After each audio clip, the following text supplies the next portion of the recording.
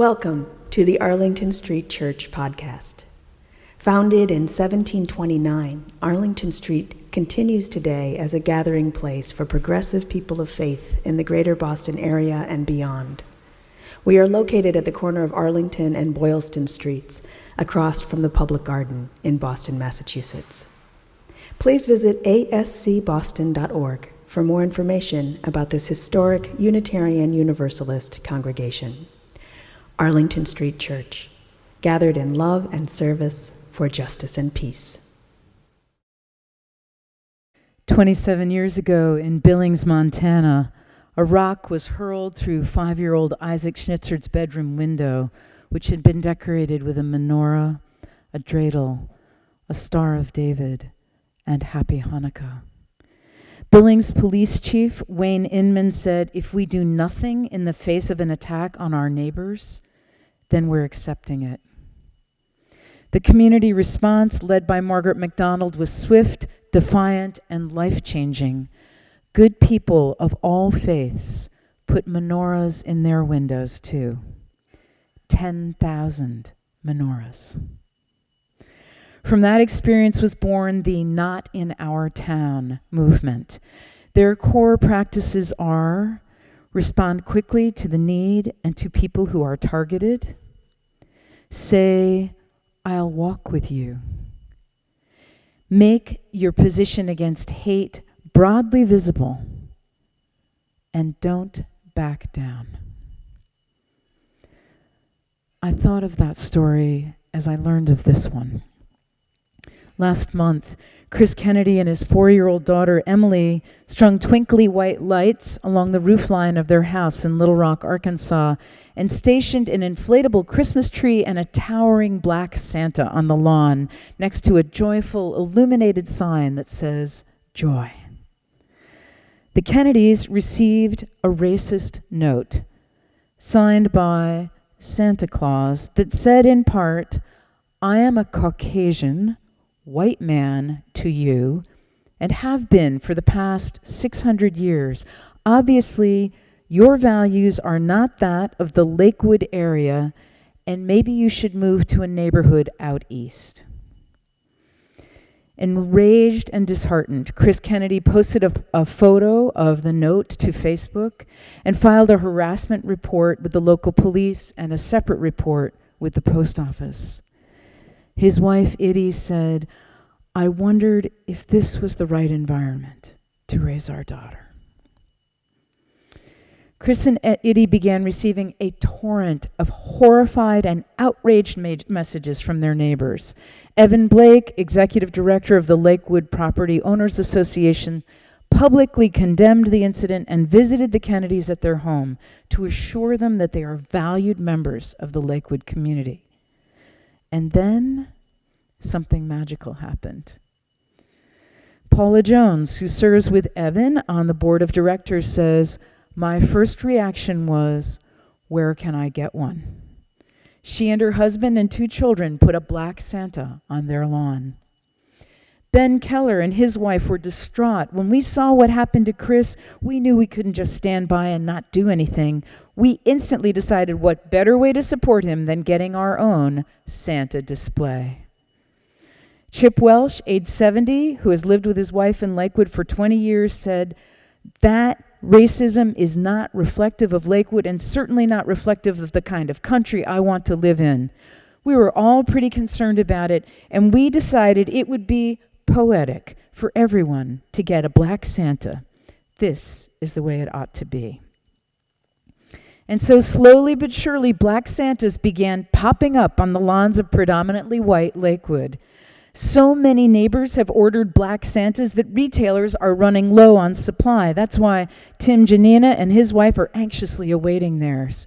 "That letter is not what our neighborhood is about," he says. "There's no place for it, and we want to do everything we can to show support." For Kennedys, the overwhelming support has turned a devastating situation into a clear demonstration that the letter writer is an anomaly in their neighborhood. Chris says, "The outpouring of love, support, and unity we're seeing from the community has been just incredible. People have been stopping by and honking. We've gotten cards, gifts, and letters from across the United States.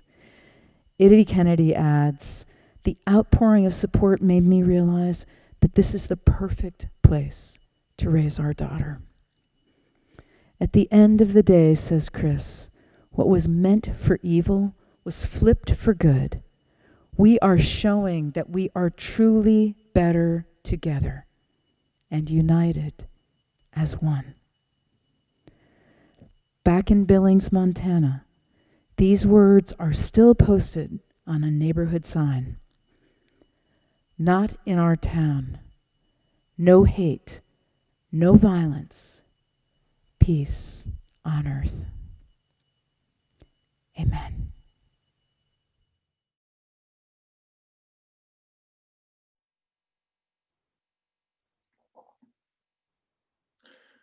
To all that is chaotic in you, let there come silence. Let there be a calming of the clamoring, a stilling of the voices that have laid their claim on you, that have made their home in you, that go with you even to the holy places, but will not let you rest, will not let you hear your life with wholeness or feel the grace that fashioned you. Let what distracts you cease. Let what divides you cease. Let there come an end to what diminishes and demeans, and let depart all that keeps you in its cage. Let there be an opening into the quiet that lies beneath the chaos, where you find the peace you did not think possible and see what shimmers within the storm.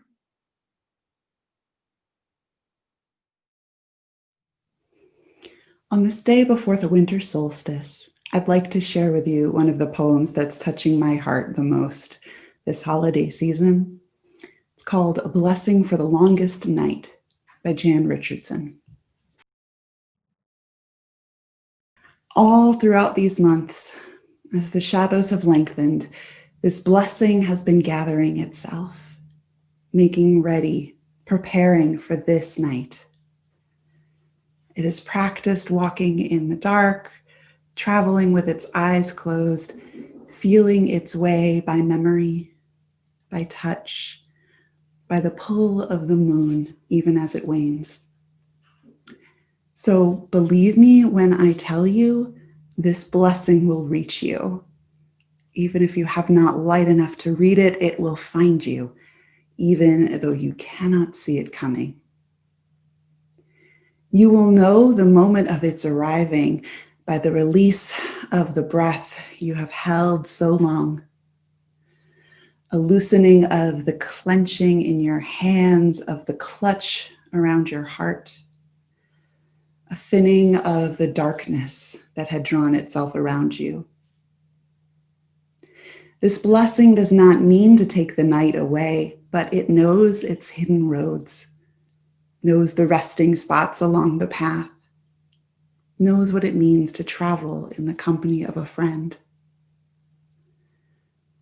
So when this blessing comes, take its hand, get up, set out on the road you cannot see. This is the night when you can trust that any direction you go, you will be walking toward the dawn. So may it be.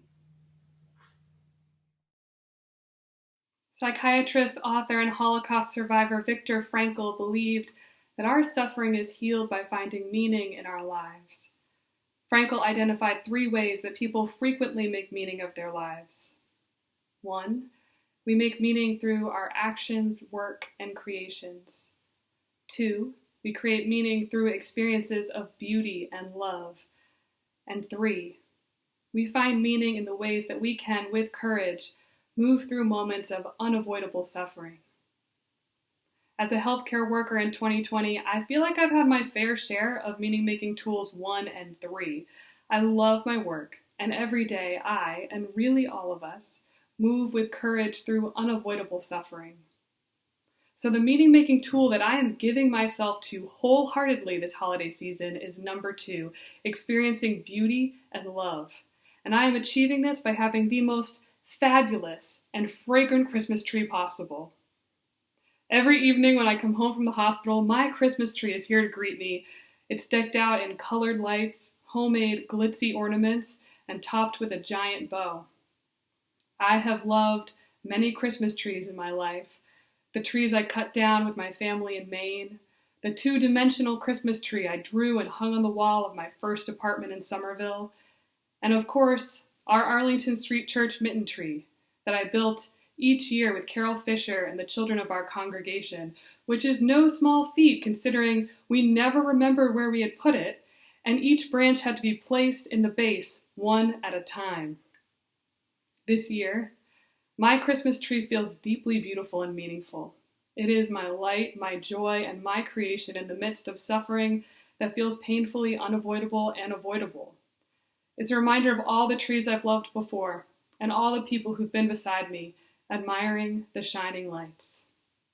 In her poem, When I Am Among the Trees, Mary Oliver writes, "Around me the trees stir in their leaves and call out, 'Stay a while.'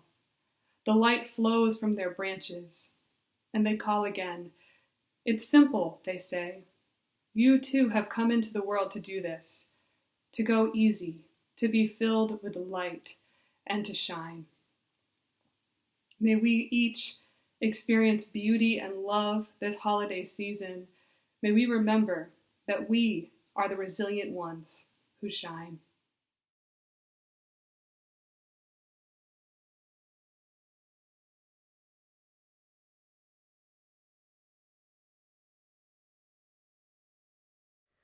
In December of 1940, London was in the middle of the Blitz. In this dark chapter of World War II, German planes bombed British cities for 57 straight nights.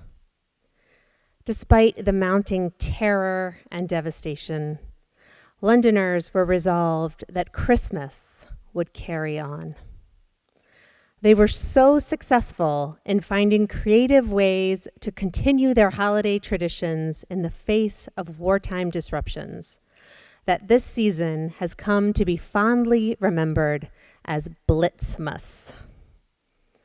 Many families were separated and worrying constantly about evacuated children and loved ones fighting abroad. Since it wasn't safe to be home after dark, people decorated their air raid shelters and created community with their shelter mates. With the city under strict blackout orders, there were no Christmas lights in the streets, but Londoners enthusiastically decorated their homes and shops with the materials at hand. Newspaper cut into strips made delightful paper chains, and all manner of garden greenery was used for trimming. Miniature Christmas trees were in high demand as they were perfectly sized for cellars and basements. Shopkeepers bravely hung tinsel across the front of shattered windows at their blasted out shops. The official Palace Christmas card for 1940 features King George and Queen Elizabeth posing defiantly in front of a bombed-out section of Buckingham Palace. Stringent wartime rationing inspired tremendous ingenuity. Families grew their own vegetables and carefully hoarded ingredients for months to make a festive Christmas dinner. Most gifts were homemade and came wrapped in newspaper or scraps of cloth. Outgrown sweaters were unraveled, with their wool used to knit new scarves, hats, and gloves. 80 years later, Eric Caddy fondly remembers the wartime Christmases of his youth as the best ever, saying, The Tommy gun my father carved from firewood is still the greatest present I've ever received. Adults happily exchange chutneys and jams, as well as practical gifts like homemade wooden dibbers for planting seeds and bulbs. The most popular Christmas present of 1940? Soap. Music was, of course, a defining feature of the festive Blitzmas season. Londoners sang together in their air raid shelters. I love this quote from an article that ran in Time magazine in December of 1940. Despite the bombs, life in the big London air raid shelters, where over 1 million people regularly spend the night, has become so standardized that many shelter Christmas parties are elaborate communal affairs with skits, dancing, and mass harmony singing.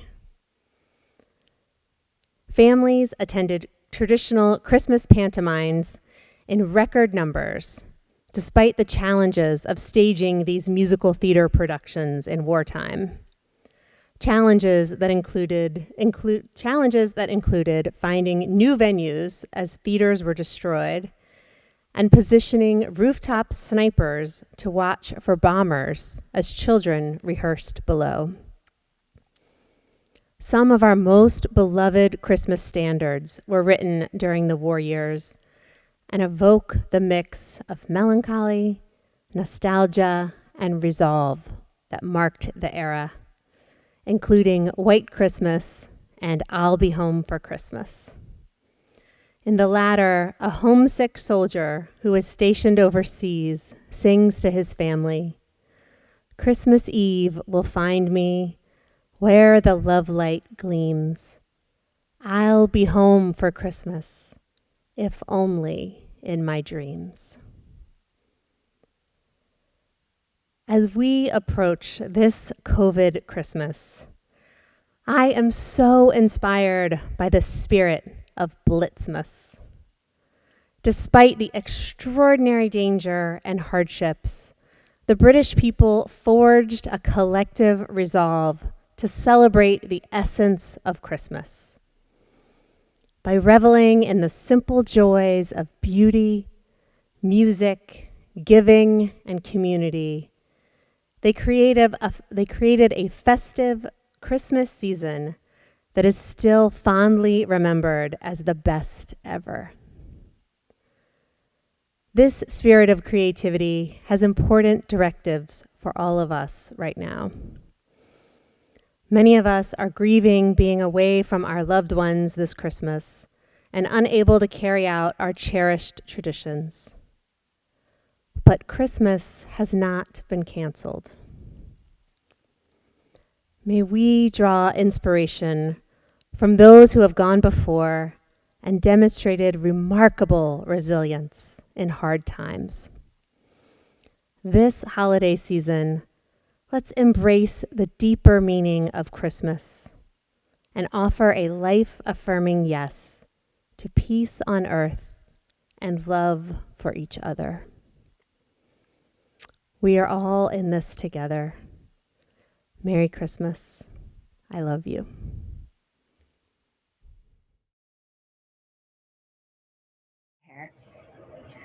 One act of kindness that befell British writer Bernard Hare in 1982 changed him profoundly. Then a student living just north of London, he tells the story to inspire troubled young people deal with disruptions in their lives. This is what he says. "The police called at my student hovel early evening, but I didn't answer as I thought they'd come to evict me. I hadn't paid my rent in months. But then I got to thinking, my mom hadn't been too good, and what if it was something about her? We had no phone, and mobiles hadn't been invented yet, so I had to nip down the phone box. I rang home to Leeds to find that my mother was in the hospital and not expected to survive the night. 'Get home, son,' my dad said. I got to the railway station to find I'd missed the last train. A train was going as far as Peterborough, but I would miss the connecting Leeds train by 20 minutes. I bought a ticket and got on anyway. I was a struggling student and didn't have money for a taxi all the way, but I had a screwdriver in my pocket and a bunch of skeleton keys. I was so desperate to get home that I planned to nick a car in Peterborough, hitchhike, steal money, something, anything. I just knew from my dad's tone of voice that my mother was going to die that night, and I intended to get home if it killed me. "Tickets, please," I heard as I stared blankly out of the window at the passing darkness. I fumbled for my ticket and gave it to the guard when he approached. He stamped it, but then he just stood there looking at me. I'd been crying, had red eyes, and must have looked a fright. "You okay?" he asked. "Of course I'm okay. Why wouldn't I be? What's it got to do with you in any case?" "You look awful," he said. "Is there anything I can do?" "You could get lost and mind your own business," I said. "That'd be a big help." I wasn't in the mood for talking. He was only a little bloke, and he must have read the danger signals in my body language and tone of voice, but he sat down opposite me anyway and continued to engage me. "If there's a problem, I'm here to help. That's what I'm paid for." I was a big guy in my prime, so I thought for a second about physically sending him on his way, but it somehow didn't seem appropriate. He wasn't really doing much wrong. I was going through all stages of grief at once: denial, anger, guilt, withdrawal, everything but acceptance. I was a bubbling cauldron of emotion, and he placed himself in my line of fire. The only thing I could think of to get rid of him was to tell him my story.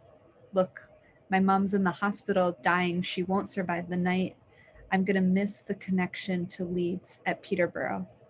I'm not sure how I'm going to get home.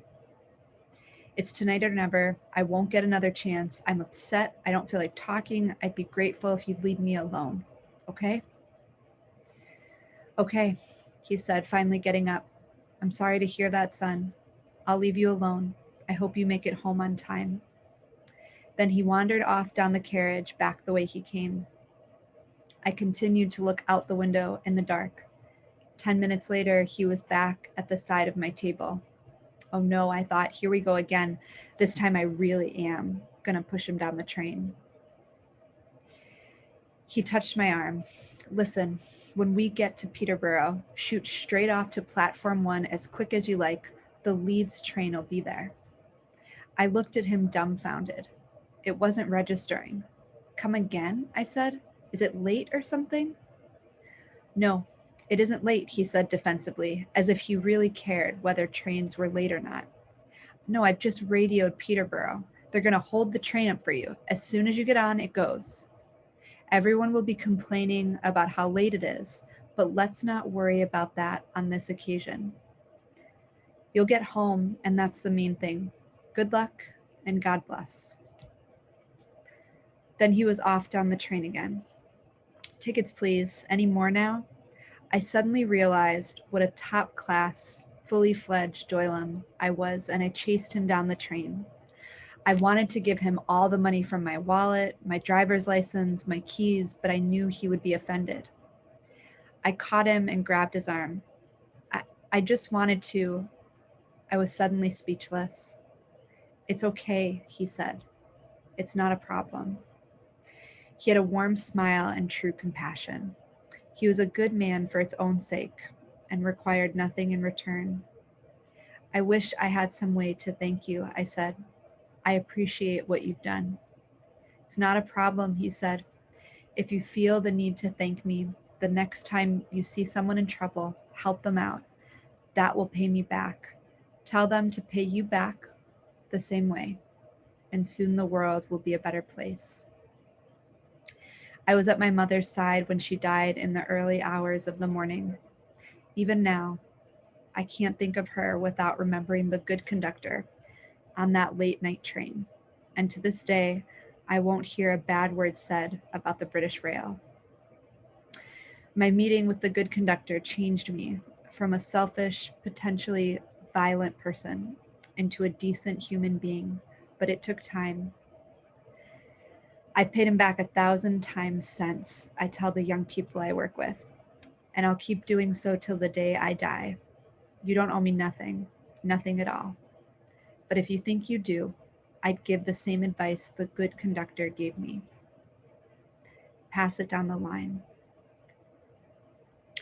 This is one of my favorite stories during this holiday season, in this painful year.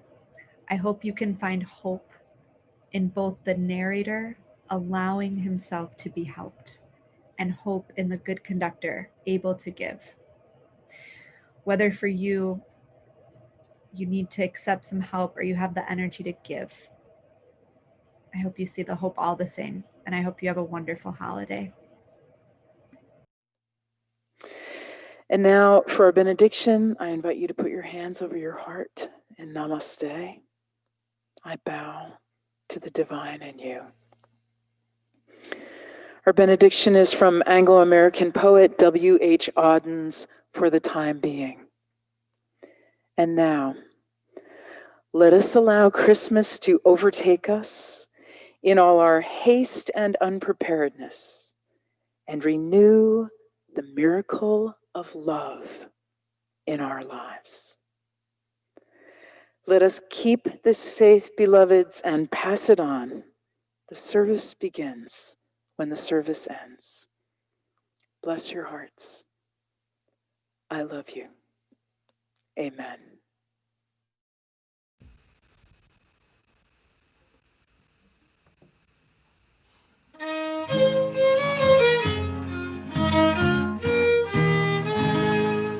We wish you a Merry Christmas. We wish you a Merry Christmas. We wish you a Merry Christmas and a Happy New Year. Good tidings we bring to you and your King. Good tidings for Christmas and a Happy New Year. We wish you a Merry Christmas. We wish you a Merry Christmas. We wish you a Merry Christmas and a Happy New Year. Merry Christmas, everyone. Please visit ascboston.org for more information about this historic Unitarian Universalist congregation. Arlington Street Church, gathered in love and service for justice and peace.